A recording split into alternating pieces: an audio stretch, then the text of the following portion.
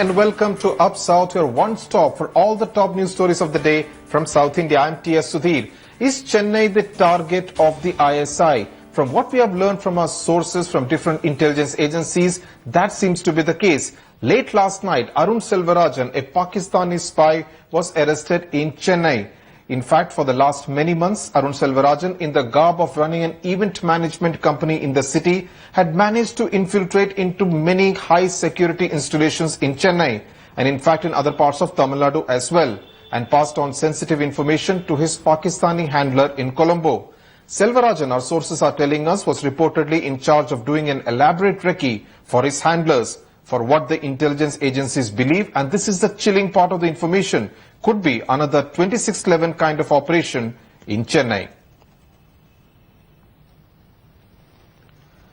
Joining me now from Chennai is my colleague Shisha Reddy, who has been tracking that story closely. Shisha, the Arun Selvarajan arrest a huge catch for the NIA, given that he is accused of having successfully infiltrated into several high security installations in Chennai and other parts of Tamil Nadu.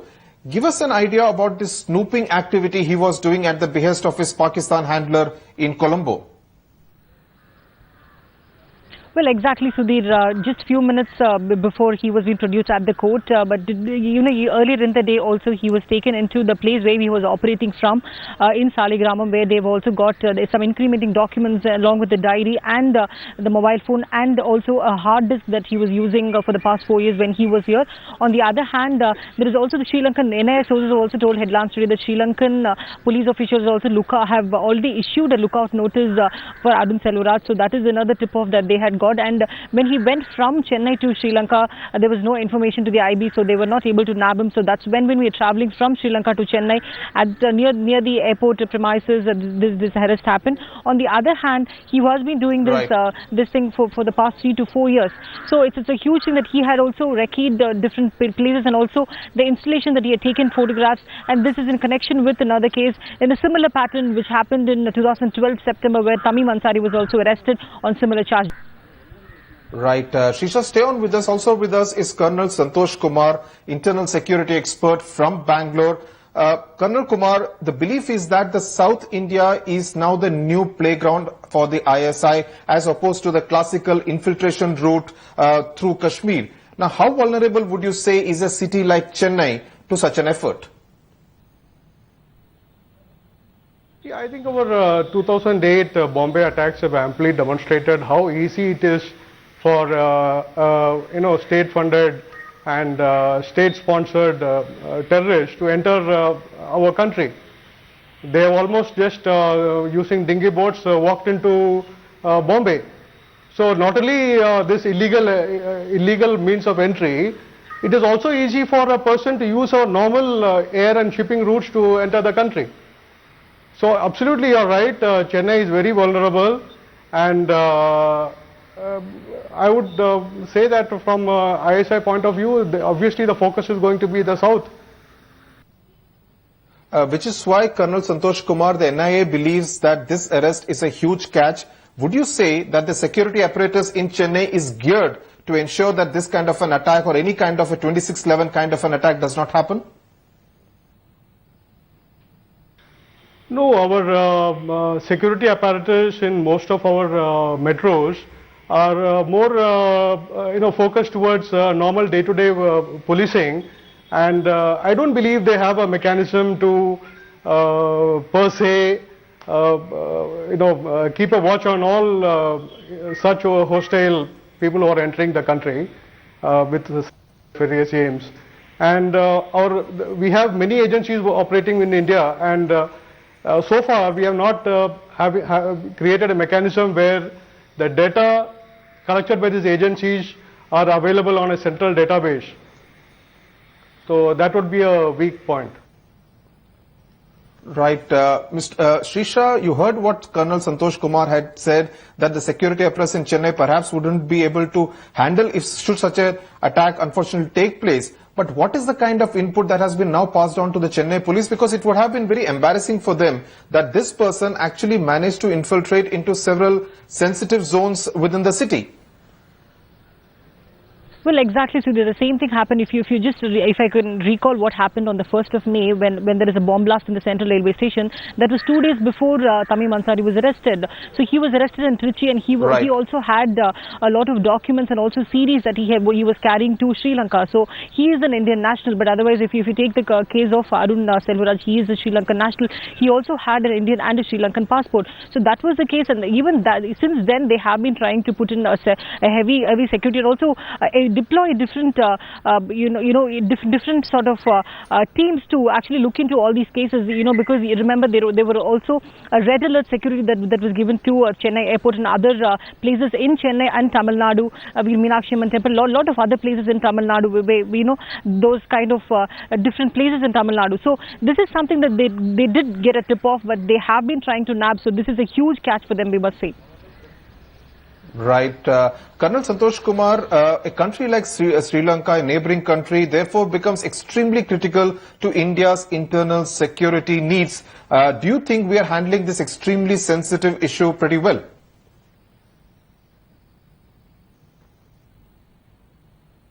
Absolutely. Not only Sri Lanka, all our neighbors, be it Bangladesh, Nepal, Bhutan, they are extremely important to us from a security perspective. And it is, very important for us to keep,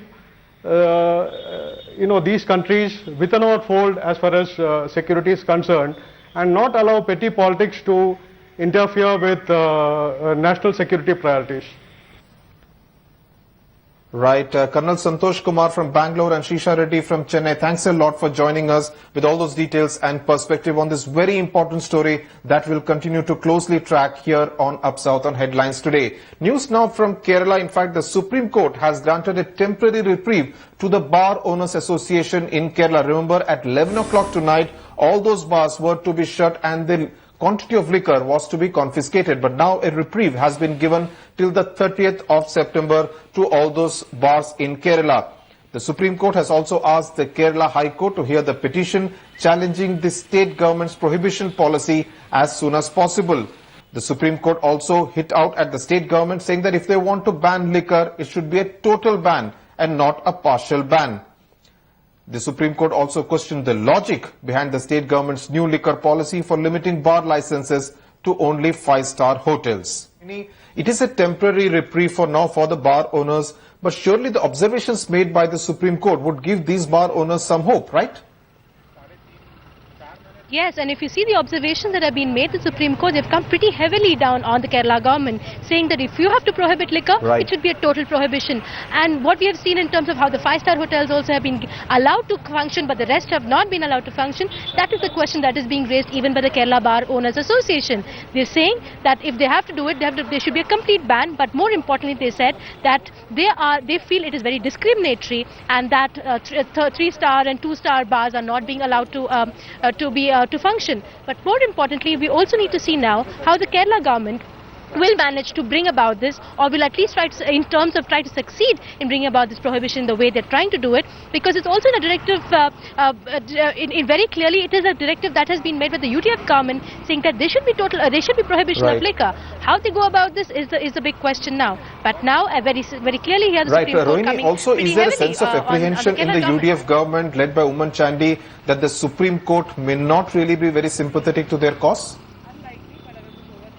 Very clearly, it looks to be so, because there is a lot of apprehension now in the UDF. The moment this was announced, they did face the positive side to it. A lot of families did accept this kind of, because alcoholism is a problem in Kerala. It has wrecked many homes. But at the same time, they have seen a lot of opposition that has come, especially we've also seen that they're talking about projecting tourism coming down to almost 25%. God's own country will lose its sheen is what they thought. So the UDF government needs to now seriously think of ways and means of how they have to control this kind of alcoholism related problems in the state. Maybe also the Supreme Court directive also is very clearly indicating that they're not going to be taking it so easily, and they need to strengthen their case in the Supreme Court to show exactly how they're going to go about this prohibition. A 12-year-old child studying in a government school has died due to electrocution in a sump of the school. The incident took place in Avalahalli on the outskirts of Bangalore. Initial reports suggest that the child was helping to clean the sump at the school with the help of an electrical device, and the child died due to electrocution as there was a short circuit. The parents have approached the police station to file an FIR. Joining me now from Bangalore is my colleague Pratibha Raman. Pratibha, a shocking case of neglect. Two questions here. Why was the child engaged in the first place in cleaning the electricals in the sump? And why wasn't there any kind of supervision by any of the teachers? Sudhir, as you rightly pointed out, it is a clear case of neglect because as you have rightly pointed out, why would the school authorities engage this 5th standard boy into cleaning the sump? And perhaps the school authorities did really think that the child would enjoy the whole act, but then in the meantime they also thought that their work would get done. But then it is pure lack of respect, lack of carelessness purely on the side of the school and engaging the child to do this. That's number one. Number two, after bowels, it's now the case of water sump. Recently, we did have an episode where a child drowned inside a water sump in Hyderabad, and now another case where again water sump seems to be in the limelight now for all the wrong reasons. But perhaps angered by this whole carelessness by the school authorities, the parents have now indulged in filing a complaint at the police station. We'll have to wait and see what will be the statement that will be given by the school on its end for doing this act. Right, Pratibha, thanks a lot for joining us there from Bangalore. News now from Tamil Nadu. IAS officer U Sagayam is known as the Ashok Khemka of Tamil Nadu, having been transferred 24 times in the last 23 years. In fact, his last two transfers happened within 48 hours because he dared to take on a minister in the AIDMK government. But today, he got some good news from the Madras High Court, which appointed a committee headed by Sagayam to probe illegal sand and granite quarrying and submit a report within 3 months. The court also instructed the government not to transfer him frequently. In fact, he had exposed irregularities in granite mining when he was posted as collector in Madurai district. Shisha Reddy continues to be with us from Chennai. Shisha, you met Sagayam. This order of the Madras High Court surely would gladden him because he can now probably finish the task which he had left unfinished when he was Madurai collector. Well, exactly, so it's a huge relief for Sagayam because when I met him, he was telling that this is like 24 times he's been transferred in 23 years. So this is something, a huge relief, where he also had a lot of tasks that he had left, and he was the one who exposed the irregularities in the granite and the sand mining scam. So now the High Court has appointed a team, so he will now be taking care of that, apart from what he's doing at the Science City. That's a newly post that he was being appointed to in less than 48 hours, so last Friday. So now he'll be taking care of that. And apart from that, the court has also instructed the government not to transfer him very often. So it's again a huge relief for Sagayam, who has been the anti-crusader, who has a very, very good name in the whole circuit itself. And not just that, even in the social media, he has got a very good name for himself. Right, Shisha, thanks a lot for joining us there from Chennai. Also with us is former Lokayukta of Karnataka, Justice Santosh Hegde. Justice Hegde, can we possibly look at another Republic of Bellary kind of report from this IAS officer, given the kind of irregularities that are happening there in Tamil Nadu in the sand and granite mining? If Mr. Sagayam is a person which is being portrayed as an honest and fearless officer, certainly he can do it. What I did was not something which is purely, confined to myself. Anybody can do that and all. But he should be an officer who is not scared of anybody, who can't be influenced by anybody, and he should be fair to the job. He is supposed to submit a report to the government, High Court of Tamil Nadu, Madras. I think if he does a good job, I think his reputation will go further. Right. Also with me is MG Devasahayam, former IAS officer, joining us from Chennai. 24 transfers in 23 years. You think this is usually the fate of any officer who doesn't toe the line of the political leadership? See, I won't call it political leadership. These are all vested interests. I don't think the political leadership is really running the government. There are vested interests, people who are involved in several scandals and scams, who wants pliable officials. to anyone who does not toe their line, or they consider them as enemy. In the case of Sagayam, that appears to be the case. He was the collector of Madurai when the grenade thing took place. He did a good job, and now same thing has been happening with Khemka also. There's a lot of parallels. Means that the political leadership is not running the government. They have no concern for good governance. Some vested interests manipulate them and sort of remove officers who are straightforward and strong and replace them with pliable people so that they can pursue their agenda as they want. Justice Hegde, a disturbing part about this entire development is that the judiciary, the Madras High Court, had to actually step in to tell the Tamil Nadu government not to transfer this IAS officer frequently. Now, what is the kind of message that goes out that the judiciary has to step in to ensure everything is right?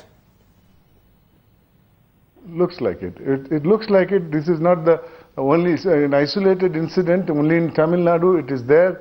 In other states also, we have read about Mr. Khemka in Haryana and many other officers in different places. People who discharge their duties honestly and do not succumb to the illegal demands of the superior political bosses or maybe some superior officers also have always been transferred from the place. You see, so though the tenure of office of the government servants is fixed under the Constitution and secured under the Constitution, the right of transfer is the prerogative of the administration, that is in the present day circumstances, the political administration. This should be controlled. I think the High Court of Tamil Nadu has done a wonderful job by, though not mandating, but sending a message to don't do these frequent transfers. I'm sure it not only applies to Mr. Sagayam, it will apply to other officers also who have been kicked around from post to post. And it will develop some sort of a confidence in the mind of good officers and honest officers.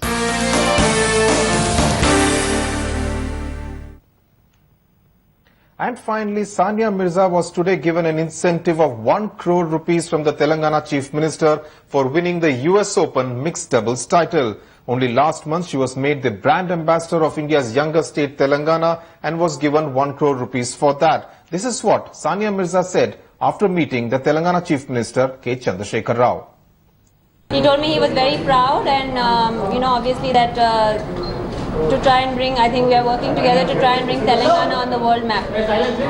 And that's exactly what we are working towards as a team. We all are, and so I'd like to thank him very much for the gesture and also thank him very much for the trust in me. Okay, thank you.